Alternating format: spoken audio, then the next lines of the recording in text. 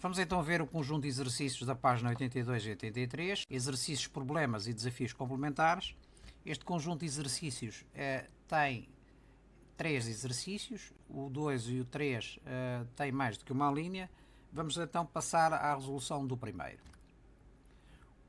O primeiro diz-nos o seguinte: considera a correspondência entre os seguintes conjuntos. O conjunto A constituído pelos elementos 1, 2 e 3 e o conjunto B, os elementos A e B. Representa o conjunto de todos os pares ordenados que é possível formar, cujo primeiro elemento pertence ao conjunto A e o segundo elemento pertence ao conjunto B.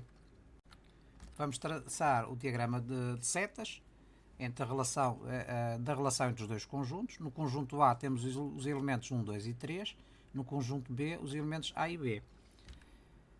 Temos então os pares ordenados 1A e 1B, isto é, todos os que podem combinar com o elemento 1 do conjunto A e tendo como imagem o conjunto B. Temos o elemento 2 combina com A e com B e temos o elemento 3 combina com A e com B. Portanto, o conjunto de todos os pares ordenados que é possível formar em que o primeiro elemento pertence ao conjunto A e o segundo elemento pertence ao conjunto B é o conjunto constituído pelos pares ordenados 1A, 1B, depois 2A e 2B e depois 3A e 3B. É de notar que esta correspondência que está aqui visualizada entre o conjunto A e o conjunto B não é uma função. E não é uma função porquê? Porque não existe uma relação unívoca entre os elementos do conjunto A e do conjunto B. Isto é, por exemplo, o objeto 1 tem como imagem os objetos A e B. E nós sabemos que a um objeto tem que corresponder uma única imagem para ser uma função, não é? E todos os elementos do conjunto de partida têm que ter a imagem. Neste caso tem até mais do que uma.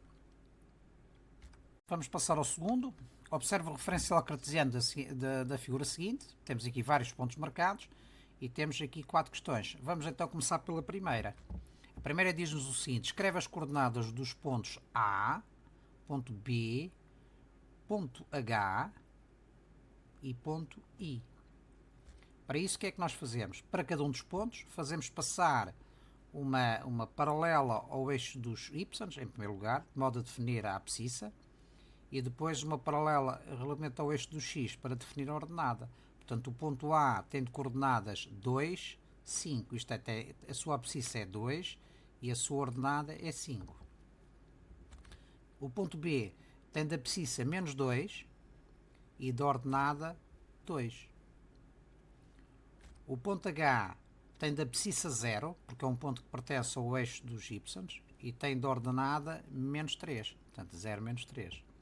Finalmente, o ponto I tem de abscissa 4 e de ordenada menos 3. Portanto, a ordenada é negativa porque está para baixo do eixo do x. É positiva quando a ordenada é positiva quando o ponto está acima do eixo do x. A abscissa é positiva quando está à direita do eixo dos y e é negativa à esquerda do eixo dos y. Vamos então passar ao segundo. Escreve as coordenadas de todos os pontos que têm abscissa igual a 2, ordenada igual a 2, abscissa igual a ordenada, abscissa nula e ordenada nula. Vamos ver uma linha de cada vez.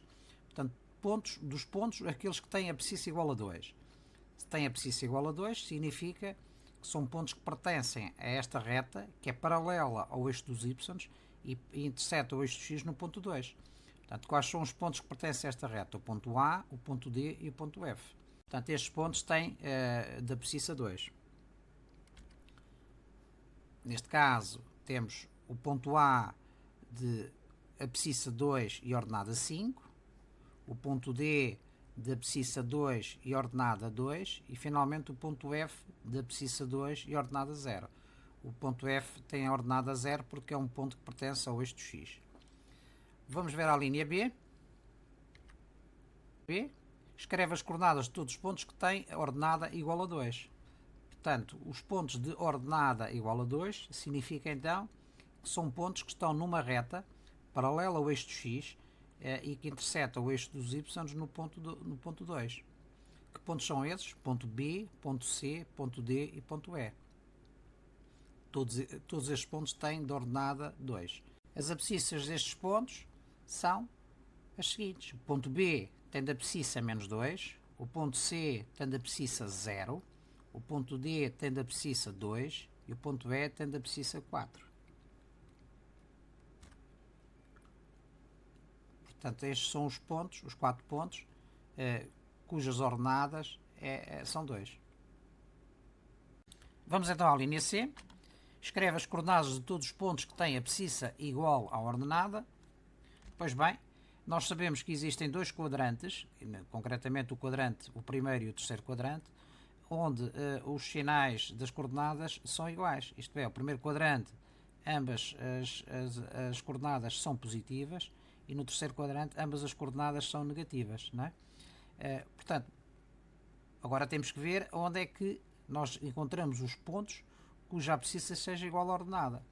Ora bem, os pontos cuja abscissa é igual à ordenada, já sabemos os sinais, são os pontos situados sobre esta reta. É uma reta que faz um ângulo de 45 graus com o eixo do x ou com o eixo dos y.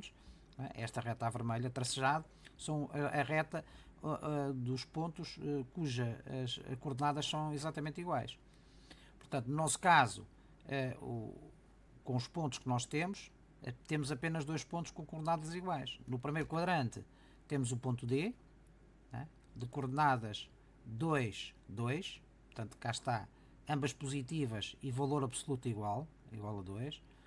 E no terceiro quadrante temos o ponto G, de coordenadas menos 2 e menos 2. Portanto, abscissa menos 2, ordenada menos 2. Portanto, são esses os dois pontos. Portanto, o ponto D de coordenadas 2, 2 e o ponto C de coordenadas menos 2, menos 2.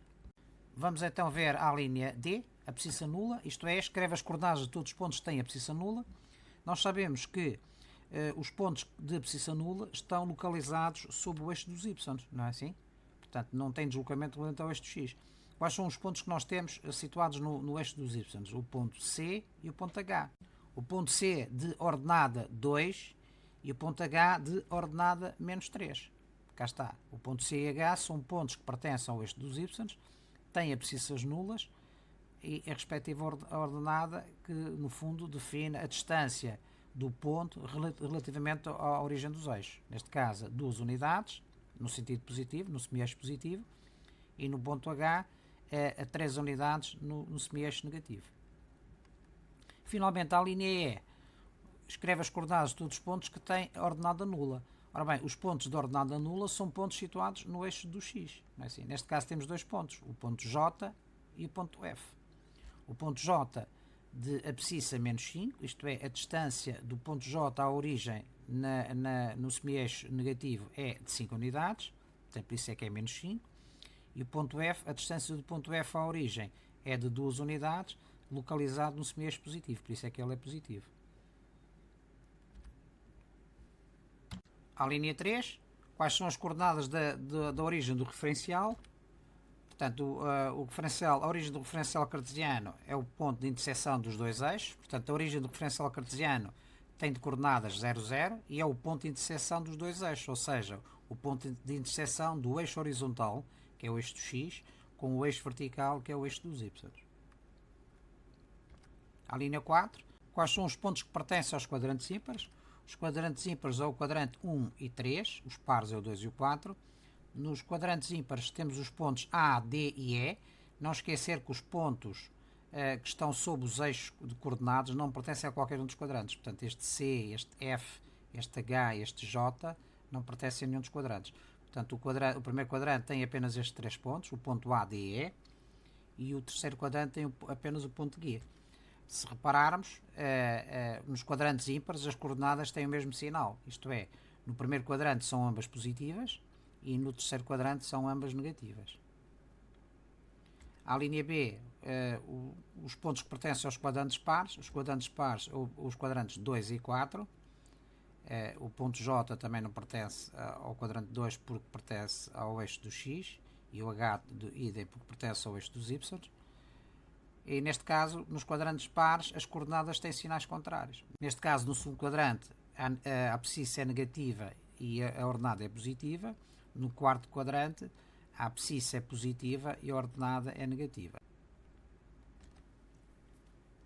Vamos finalmente resolver o último exercício, o terceiro deste conjunto de exercícios, e vamos começar pela linha A. Na figura abaixo está representado um hexágono A, B, C, D, E, F. Este hexágono aqui. Trata-se de um hexágono regular? É uma pergunta, justifica a tua resposta. Portanto, um hexágono regular é um polígono de 6 lados, todos eles com o mesmo comprimento. Se nós analisarmos, os lados ED e os lados AB são iguais. Neste caso, cada um dos lados tem um comprimento igual a 3 unidades de comprimento, ou seja, 3 vezes o lado do quadrado que representa a unidade de comprimento neste quadriculado. Portanto, e os lados AF, caso AF, FE, DC e CB também são iguais, mas diferentes do ED e do AB, porque cada um dos lados tem um comprimento maior do que 3 vezes o lado do quadriculado, ou seja, da unidade de medida. Basta analisarmos este retângulo. Temos aqui um retângulo de comprimento 3 por 2, o mesmo retângulo virado ao contrário, rodado de 90 graus, temos 3 por 2.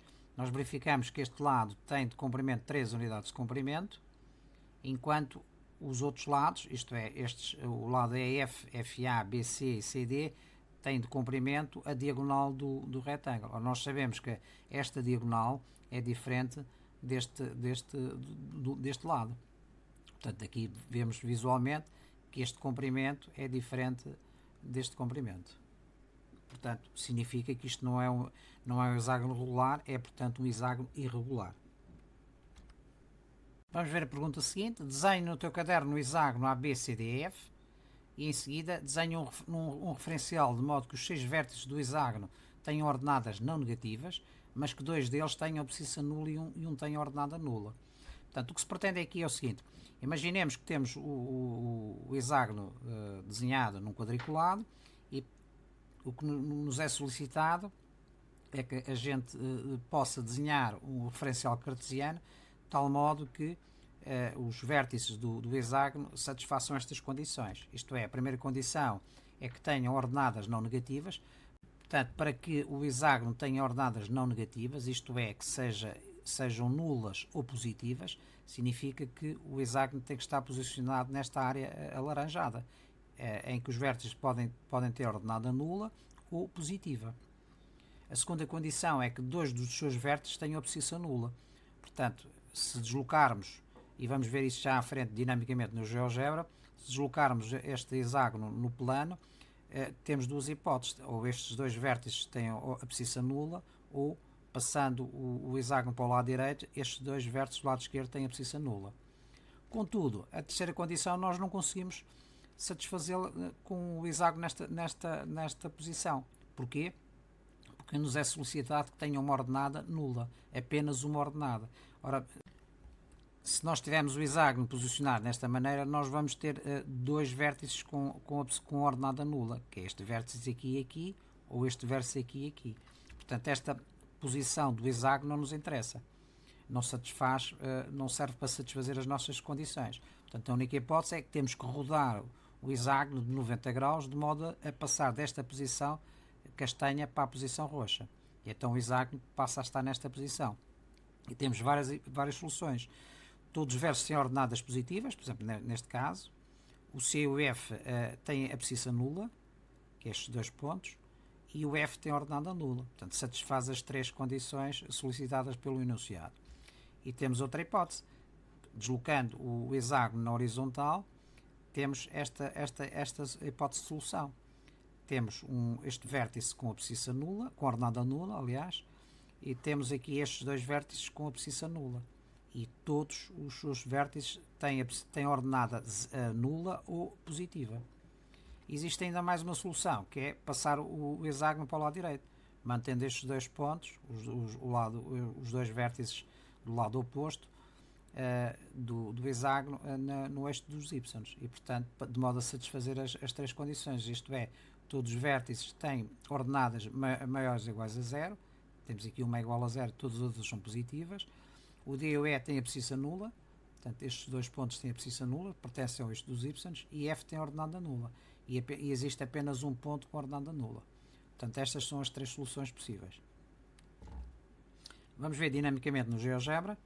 Portanto, podemos deslocar o hexágono, contudo, para que ele tenha ordenadas não negativas, tem que estar situado nesta zona. Isto é, tem que ser ou com os vértices no eixo do X ou acima do eixo do X. Depois, a outra condição é que dois vértices têm que ter abscissa nula, portanto, tem que ser dois vértices pertencentes ao eixo dos y, ou de um lado ou do outro. Contudo, não conseguimos satisfazer a terceira condição, que é ter apenas um vértice de ordenada nula.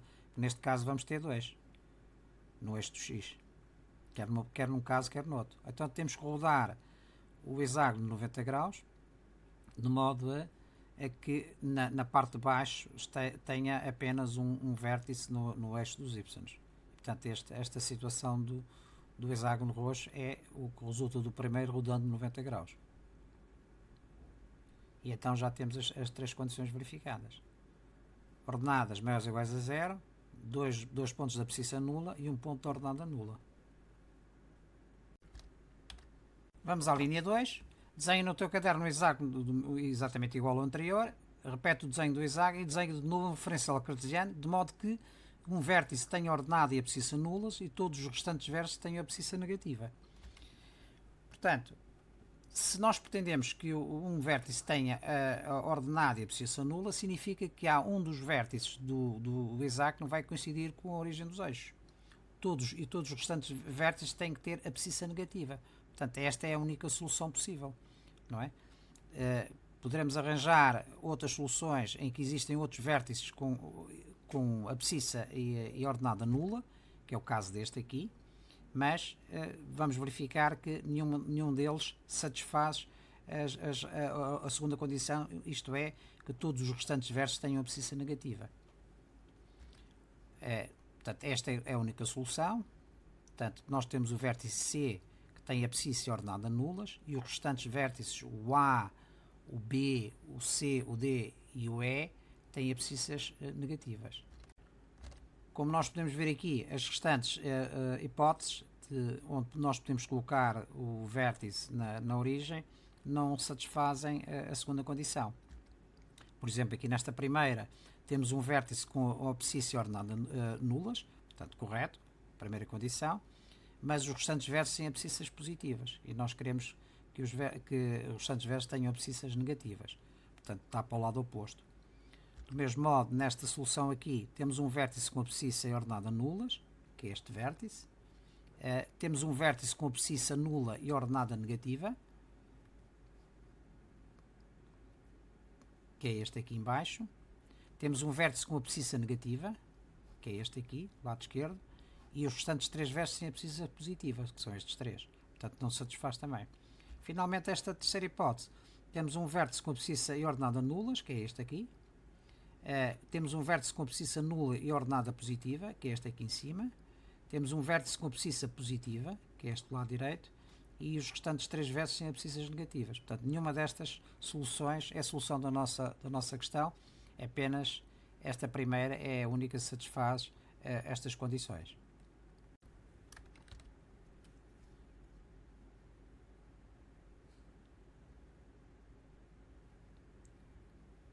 Vamos ver então dinamicamente no GeoGebra. Para que satisfaça a primeira condição, isto é, abscissas negativas, significa que o hexágono tem que estar neste lado esquerdo tem que estar à esquerda do eixo dos y. Isto não pode intersetar o eixo dos y. Exceto um ponto, que vai ser um ponto de abscissa e ordenada nula, que é apenas um dos vértices. Portanto, esta é a nossa solução. Todas as outras, esta aqui, não serve, esta também não, porque as abscissas não são todas negativas. Esta aqui também não. Temos aqui uma abscissa positiva. Portanto, a solução do problema é esta. Satisfaz. Temos um vértice com abscissa e ordenada nula e todas as outras abscissas são negativas. Vamos então ver a linha 3 do terceiro problema. Desenha no teu caderno o referencial cartesiano e assinala os pontos de coordenadas 5, 1, menos 1, 2, menos 4, 0 e 2, menos 1. Vamos marcar o ponto A de abscissa 5, ordenada 1, portanto o ponto A está ali. O ponto B de abscissa menos 1, ordenada 2, é aquele ponto B.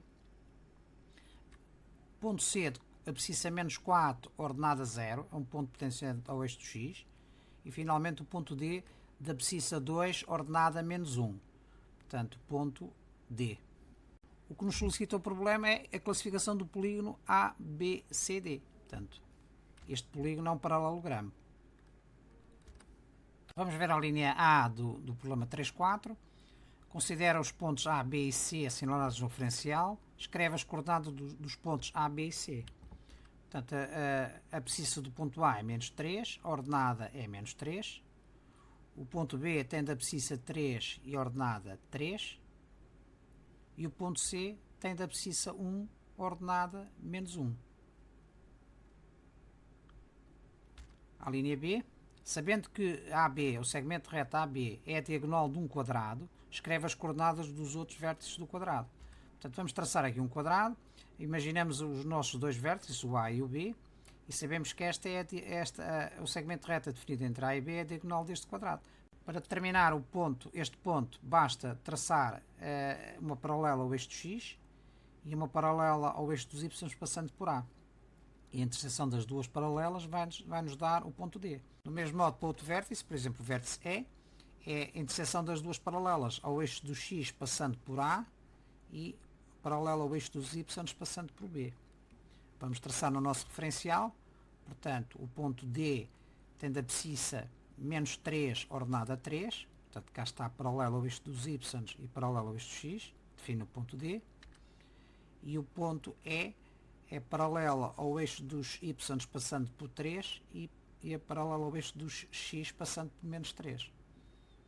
Portanto, vamos ter o ponto E. Temos então o nosso quadrado.